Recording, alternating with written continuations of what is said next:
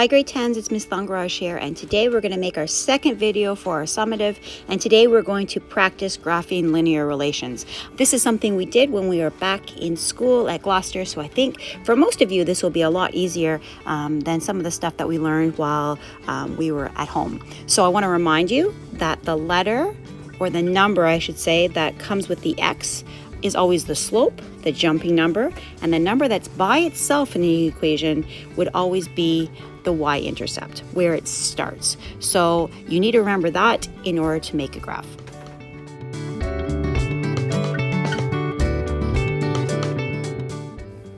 So this is a snapshot of page 2 of the summative, where you need to decide which one of the three equations matches with the graph. So you could do a lot of work to answer this question, but really, just by looking at the m and the b, you can probably figure out already what the equation is. Remember, the m is the jumping number. So this line is a line that's decreasing. It starts high and goes low. It's going down. So we know that our m, or the number that comes in front of the x, needs to be a negative number. So that will help you identify the right equation.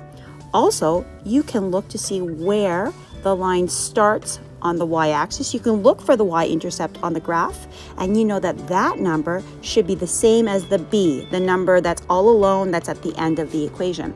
So in this video, we're going to practice our graphing skills from class from February and March. But really, for this question, you, or many of you, could probably just figure out what the right equation is by a process of elimination.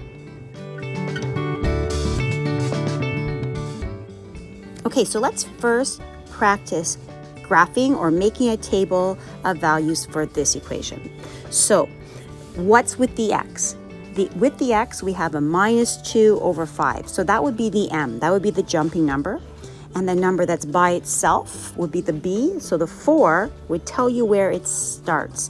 Now, I just want to remind you of one thing. When you have that negative in front of the 2 over 5, the negative goes with the 2. So it's negative 2 over 5. So I'm making my table, and because the b is 4, the initial value is 4, the y-intercept is 4, I know for my table of values I need to first add 0 and 4 in that first line of the table of values. We can also tell from the m, or the numbers that are in front of the x, the minus 2 over 3, that that's the jumping part. And remember that the slope is the same thing as the rise over run. So that means it's rising minus 2 and running 5, which means that the y's are jumping minus 2 and the x's are jumping by 5. So we're going to go back to our table that started at 4, and we're going to have the y's jump down 2 and the x's jump up 5. And if we do that, if we start at 0, 4 and jump down 2 and jump up 5, then we'll be able to get our table of values.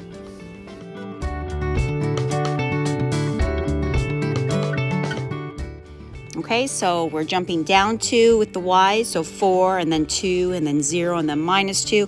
And with the x's, we're going to jump up 5, so 0, 5, 10, 15, 20. And we did that in class, so I think most of you are okay with that. And so then you'd want to make a graph. The second equation I want to look at today is an equation that's not in the form y is equal to mx plus b. We want the y to be all alone, and right now this y is not alone. So we want to take that 3x and move it to the other side so that we can graph it. So I want to take my 3x plus y is equal to 9 and change it into just y equals. So don't forget that in front of that 3x at the beginning, it's a plus 3x. So if I move that plus 3x to the other side, it becomes minus 3x, which would mean that my equation in y is equal to mx plus b would be y is equal to 9 minus 3x. Now, it's a bit of a problem because we normally like the x part first. So if you're looking for the slope is always the part with the x. So that would mean that my slope would be minus 3. It's jumping down 3 each time. And the number that's by itself, the 9, is where it starts. So we could make a table of values and then we could graph that.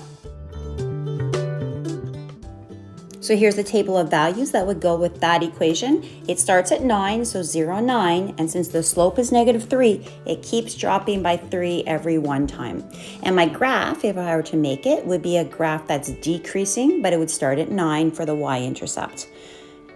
For the summative, you are just given a graph and you're given 3 possibilities for the equation that could go with it. So I want to explain to you that you could probably do this simply by looking at the equations. Because when I look at that red line, there's a lot of stuff I can determine just by looking at it. I can tell, first of all, that it is increasing. It's increasing, which means the slope needs to be positive. I can also see that the y-intercept is -5, which means that the y-intercept part of the equation needs to be -5. Remember that y is equal to mx plus b. The m, the number that goes in front of the x, is always the slope. The number that's all by itself is always the y-intercept, where it starts. So that would mean that since the y-intercept is -5, we would need to have a -5 at the end of the equation. And since the slope or the line is increasing, we need to find an equation where the slope is a positive number.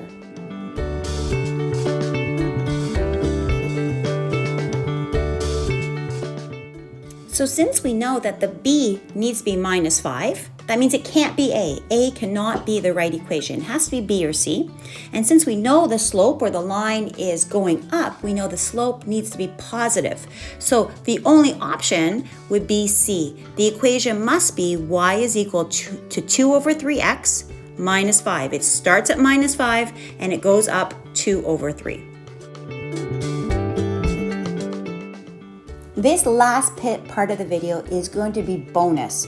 So what I'm going to talk about now might be confusing. If you're confused, don't worry, because you already have enough tools to be able to answer the questions in the summative. But I know some of you would like to know how you got the equation y is equal to 2 over 3x minus 5 without just guessing. So let's look at the line. The line had a y-intercept of -5, and it also went through the point 6 minus 1. If I look at that dot on the graph, the x is 6 and the y is -1.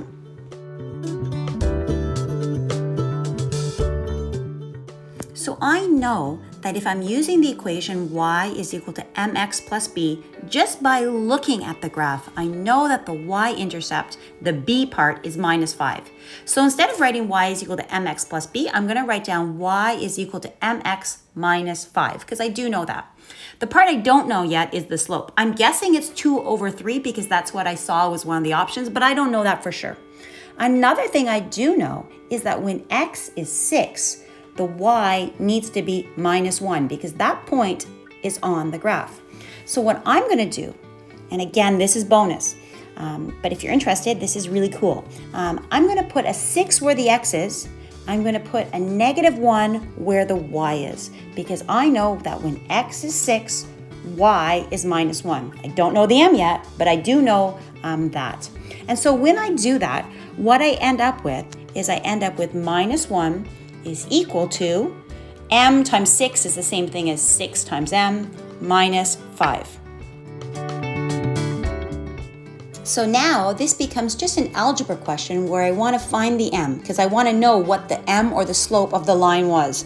So I have -1 is equal to 6m minus 5. I want to get my m by itself. So I want to move the -5 from the right side to the left side. So the -5 moves over to the -1, but it becomes +5.